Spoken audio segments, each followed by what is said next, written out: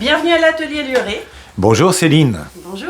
Vous êtes à Lieuret même. L'atelier Lieuret, ça s'écrit pas tout à fait pareil que la commune de Lieuret, ça signifie quoi? Donc c'est le lieu de la rénovation, restauration, du réemploi. On utilise des produits respectueux, donc tout ce qui commence par ré en fait. Donc je me suis dit, le Lieuret, comme là où j'habite, Lieuret. Tout ce qui commence par rénovation. C'est ça, donc Révolution. On peut aussi. Réalisation. C'est ça, réalisation. Réfection. Tout à fait. Oh, il y en a plein. Hein. Rêve, oui, Voilà. oui. Des rêves achevés aujourd'hui. C'est ça, voilà, j'ai construit mon atelier, je me suis reconvertie, donc c'est pas ré, c'est re. Et puis voilà, j'adore travailler le bois et j'aime donner une seconde vie aux meubles anciens ou transformer des objets du quotidien en d'autres objets. Pas tout à fait, on est quand même pas loin avec recyclage parce que ça commence par re. C'est ça, voilà. C'est éco-responsable, voilà. Alors là, on parle de upcycling parce que du coup, Car on utilise un terme anglais, il y avait longtemps. C'est ça, voilà. Alors sinon, c'est surcyclage en français. C'est-à-dire qu'on ne fait pas que recycler, mais on apporte aussi une plus-value à l'objet qu'on va modifier pour éviter qu'il soit détruit. Donc par exemple, je peux ajouter des matières premières. Des matières nobles. Voilà, des fibres naturelles, rajouter du raffia, des petites plantes. Alors Céline, vous nous accueillez dans votre atelier. C'est un chalet, comme un petit chalet de montagne, mais à la campagne, sur la plaine, la plaine de Lieuret. C'est ça. Vous êtes aujourd'hui ébéniste. Oui, j'ai un diplôme d'ébéniste. Ça s'est fait comment ce cheminement-là pour devenir ébéniste? Ça n'a pas toujours été votre cheminement, ça n'a pas toujours été celui-ci. Hein. Non, j'étais éducatrice spécialisée, donc je travaillais dans le social. Et mon papa était menuisier ébéniste et lui, il a fini sa carrière en tant qu'éducateur dans un atelier avec des jeunes handicapés où il apprenait l'ébénisterie. Tiens, c'est marrant ça. Donc vous, c'est la démarche inverse, c'est le contraire. Ça. Moi, j'ai fait le contraire. Je travaillais le bois aussi quand j'étais éducatrice, quand j'étais animatrice auprès d'enfants. J'étais 5 ans directrice d'un centre de loisirs. Et j'aimais proposer des activités manuelles. Des ateliers comme ça, des animations autour du bois. C'est ça, voilà. Pas que, mais surtout et du recyclage. Céline fait feu de tout bois. C'est ça, je m'enflamme. Ah ça c'est vous qui le dites. Voilà. Bon. Ouais, je suis aussi quelqu'un de hyper active. J'ai toujours plein d'idées. Je suis très créative. Voilà, je manque pas d'idées. Finalement, du social, du médico-social, au métier d'ébéniste, il y a qu'un pas. Oui, on peut dire que j'ai réparé les gens pendant un moment. Je les ai aidés à trouver des ressources pour aller mieux. Mais là, à un moment, c'était moi qui avais besoin de faire quelque chose qui me faisait du bien. Voilà. Et en travaillant le bois, en étant... Prendre du temps. Ne pense à rien. Voilà. Prendre du temps pour soi. Voilà, et je me fais du bien. Et en plus, ça fait plaisir aux autres. Oui. Ça fait toujours plaisir de voir son meuble réalisé ici partir dans son nouveau foyer et puis voir qu'il est apprécié et qu'il a une nouvelle vie qui ne sera pas jetée. Alors, est-ce qu'il y a des exemples ici de meubles qui ont été réalisés? Alors là, je suis en train de restaurer un... Alors là, il n'y a pas de restauration parce que j'ai pas de réparation à faire, mais comme je suis ébéniste, je peux faire des réparations. Là, c'est un valet de chambre sur roulette. Et du coup, il est passé de ce vernis très foncé à sa couleur brute naturelle. Là, C'est un client qui vous l'a confié? C'est ça, voilà. Donc, il le veut beaucoup plus clair. Et peut-être après, avec de la peinture aussi. Ça, c'est en attente. C'est aussi une commande client. Suite à un incendie, le meuble a pris beaucoup d'odeur. Et c'est pas parti. Il a été épargné des flammes. C'est ça, mais... Oui, c'est un secrétaire à dos d'âne. Un secrétaire à dos d'âne. Voilà, oui. Alors, il a toute une histoire, hein. il a du vécu. C'était déjà un meuble de famille là, il a besoin d'un coup de propre et surtout de ressentir. Alors, le client, il avait une idée précise de ce qu'il voulait ou c'est pas toujours le cas? Alors là, des fois, j'ai besoin de donner des petites... de rassurer la personne parce que souvent le bois on n'a pas envie de trop le modifier, on n'a pas envie de le peindre. Bon là celui-là il a déjà été peint. Oui ça peut être un héritage familial et à ce moment-là on n'a pas envie de le dénaturer. Voilà c'est ça, on veut le rééclaircir mais les gens disent quand même je veux lui redonner un coup de jeune. Donc seulement éclaircir, ça fait du bien, mais des fois apporter une petite touche de peinture, même neutre, avec une patine. Voilà, et le résultat est parfois stupéfiant, éblouissant. Les gens ne s'attendaient pas forcément à ça au départ lorsqu'ils ont passé la commande. Oui, c'est ça. Alors au cours de mes travaux, j'envoie des photos au fur et à mesure de ce que je fais et je demande à chaque fois confirmation, validation de mon client, si on continue, si on s'arrête, si moi je le vois comme ça, est-ce qu'il est d'accord? Et puis le résultat final, oui, souvent plaît beaucoup. Il n'y a pas de déçu en fait. Bah pour l'instant non. Bon, tant mieux, hein, ça veut dire que c'est un gage de réussite ça. Oui, bah oui. Dans les outils que vous utilisez, Céline, il y a des petites perles. Il y a des objets magiques, j'ai envie de dire, hein, comme celui que vous avez entre les mains. C'est quoi ça? Alors ça s'appelle un trusquin. Je l'ai chiné. Il était bloqué et en fait ça sert à tracer une ligne, par exemple, avec la petite... Montrez-nous. Avec la petite pointe. Donc là, je veux faire une ligne qui soit de 1 cm. Je me cale.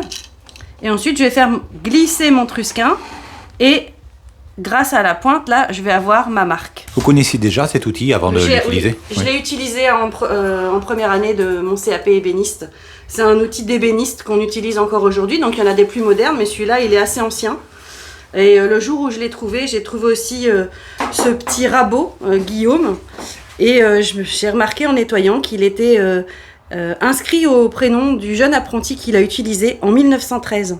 Ah bah dis donc, ça c'est une pépite ça. Voilà. Donc, vous détenez là un objet rare. C'est ça. Bon, en tout cas, il a une histoire et j'aime les objets. Il a certainement de la valeur. Voilà. Et j'utilise aussi les outils de mon père. Donc mon père, il était menuisier, ma mère, elle faisait de la couture. Et moi, j'ai réuni les deux dans mon activité. Je propose des ateliers autour du bois et autour du fil. Et puis d'ailleurs, quand on parle de couture, on parle de ciseaux de couture. Mais vous avez su faire le lien. C'est ça, le lien, voilà, le fil qui nous lie. Qui nous relie. Donc voilà, dans la couture, on a des ciseaux de couture et dans le bois, on a des ciseaux à bois. Donc on dit un ciseau à bois. Et des ciseaux, ça ce sont des ciseaux, ça c'est un ciseau. C'est marrant quand même parce que ça n'a pas du tout la même forme qu'une paire de ciseaux traditionnels. Non, non, pas du tout. Donc ça c'est des ciseaux à bois, ça sert pour faire des entailles, des assemblages. Il y a plein d'utilités. Et la pochette, c'est vous qui l'avez confectionnée? Et la pochette, voilà, je l'ai fabriquée à base de tissus recyclés et grâce aux techniques de couture que ma maman m'avait apprises. Donc voilà, ils sont tous les jours avec moi. Les meubles, Céline, vous ne faites pas que de la restauration, du relooking, vous fabriquez? Alors, je fais des petits objets, toujours dans le cadre du recyclage.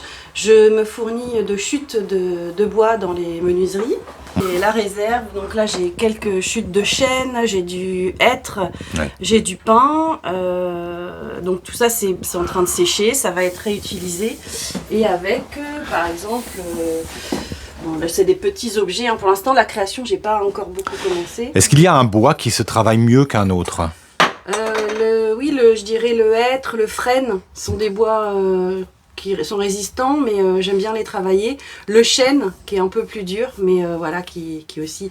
Voilà, dans l'ancien temps, on faisait des meubles qui duraient très longtemps, enfin les ébénistes encore aujourd'hui. C'était pas les meubles d'aujourd'hui. Hein. C'est ça, et donc ils peuvent avoir 1, 2, 3, 4 vies si on les transmettait bien, de génération en génération.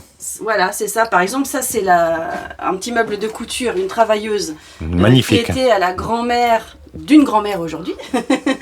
Et du coup, je l'ai refait complètement. Les pieds n'étaient pas comme ça. Il avait que 2 pieds centraux. Ça va servir pour les couturières. C'est ça. Et puis voilà, avec mes chutes de bois, je fais des petites pancartes comme ça. Et magnifique. Hein. Ou des petits boutons pour poser les tasses. Et quel est votre bois préféré? Mon bois préféré, je dirais le frêne. J'ai fait mon meuble de formation en frêne. Je ne l'ai pas là, il est dans ma maison. Mais ouais, c'est un bois que j'ai bien aimé. Il est très clair, il est facile à travailler. Voilà, ça me plaît bien. Vous récupérez également des meubles sur les foires à tout, les vides-greniers? C'est ça, voilà. Donc avant d'avoir démarré mon entreprise, j'allais chiner des meubles et je les restaurais pour m'entraîner déjà.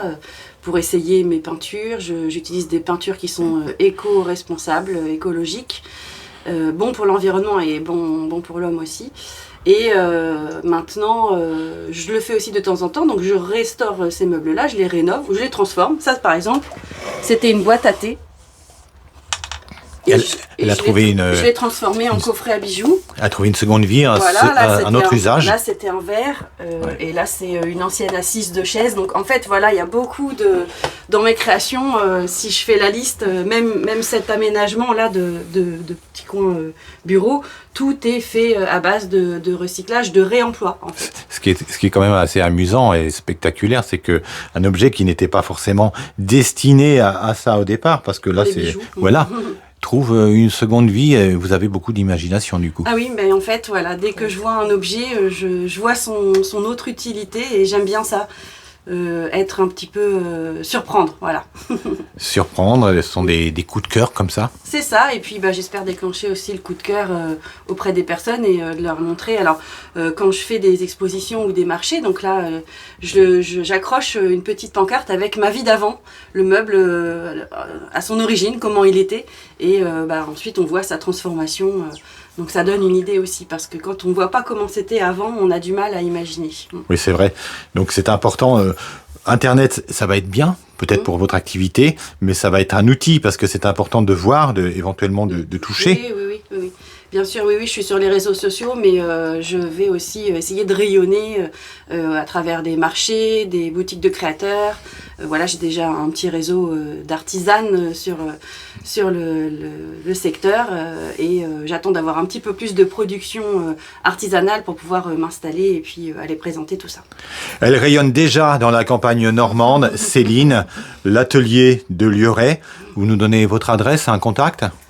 Oui, alors ce sera l'adresse, enfin le site internet www.atelierlieuret.fr. Sinon, donc je suis à Lieuret, mais je ne suis pas ouverte au public, donc allez me rencontrer sur les marchés, sur les salons. Ou sur les salons. Voilà, tous les renseignements sont sur mon site internet ou sur mon compte Instagram et ma page Facebook aussi, Atelier Lieuret. Merci infiniment Céline pour Terre de Talent Bernay. Merci.